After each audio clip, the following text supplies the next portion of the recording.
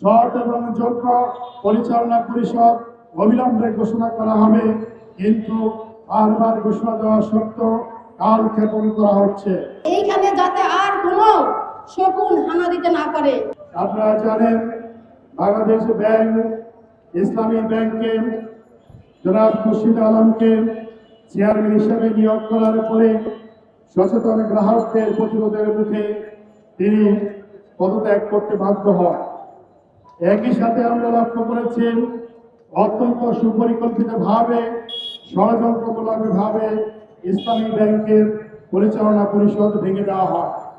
বাংলাদেশ ব্যাংকের একজন নির্বাহী কর্মকর্তাকে ইসলামী ব্যাংকের পরিচালনা পরিষদের সকল ক্ষমতা দিয়ে ইসলামী ব্যাংকে পদায়ন করা হয়। তখন থেকেই গ্রাহকবৃন্দ আন্দোলন করে যাচ্ছেন ইসলামী ব্যাংকের একটি পূর্ণাঙ্গ পরিচালনা পরিষদ গঠনের দাবিতে। করোনা বা যে কোনো ভাইরাসের এগেইনস্টে ফাইট মানি ব্যাকট্রলের লেফট রাইট। কারণ ইসলামী ব্যাংকের মতো একটি বৃহৎ ব্যাংক এক ব্যক্তির মাধ্যমে পরিচালিত হওয়া কোনোভাবেই সমীচীন নয়। যতক্ষণ পর্যন্ত ইসলামী ব্যাংকে একটি গ্রহণযোগ্য পরিচালক পরিষদ গঠিত না হবে, ততক্ষণ পর্যন্ত গ্রাহকবৃন্দের আস্থা ফিরে আসবে না। আজকে গ্রাহকবৃন্দ আতঙ্কিত, তারা আতঙ্কগ্রস্ত অবস্থায় আছে যে তাদের আমানত তারা ব্যাংক থেকে তুলতে পারবে কিনা, তাদের আমানত সুরক্ষিত কিনা। সেই জন্য সচেতন গ্রাহক ফোরামের পক্ষ থেকে আমরা বারবার কর্মসূচি ঘোষণা করছি যে অবিলম্বে পূর্ণাঙ্গ পরিচালক পরিষদ গঠন করতে হবে। আমরা দেখেছি সম্প্রতি বাংলাদেশ ব্যাংকের মুখপাত্র তিনি বলেছেন ইসলামী ব্যাংকে একটি সৎ এবং যোগ্য পরিচালনা পরিষদ অবিলম্বে ঘোষণা করা হবে, কিন্তু বারবার ঘোষণা দেওয়া সত্ত্বেও কালক্ষেপণ করা হচ্ছে। সেই কারণে গ্রাহকদের মনে প্রশ্ন উদয় হয়েছে, এই যে পরিকল্পিত সময়ক্ষেপণ, এটি কোনো ষড়যন্ত্রের অংশ কিনা? কেন বারবার সময়ক্ষেপণ করা হচ্ছে? তারা কি কোনো সৎযোগ্য ব্যক্তি খুঁজে পাচ্ছেন না?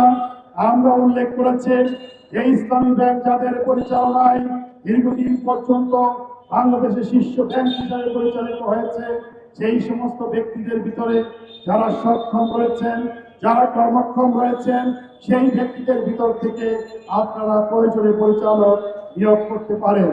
এর বাহিরেও অনেক সৎ এবং যোগ্য ব্যক্তি রয়েছে, তাদের ভিতর থেকে আপনারা পরিচালনা পরিষদ গঠন করুন।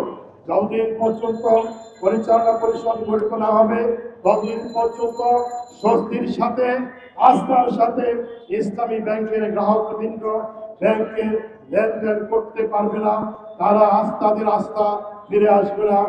ইসলামী ব্যাংক 1983 সালে জন্মলগ্ন থেকে 2017 পর্যন্ত খুব সুন্দরভাবে দাপটের সাথে এবং দক্ষিণ এশিয়ার মধ্যে 1 নম্বর ব্যাংক এবং সুনামের সাথে তাদের কার্যক্রম পরিচালনা করেছে।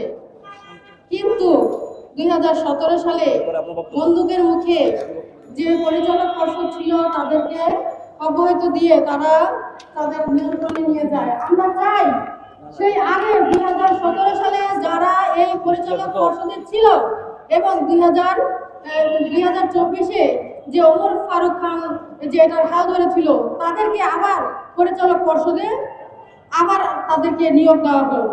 আমরা আরো চাই যে এইখানে যাতে আর কোনো শকুন হানা দিতে না পারে।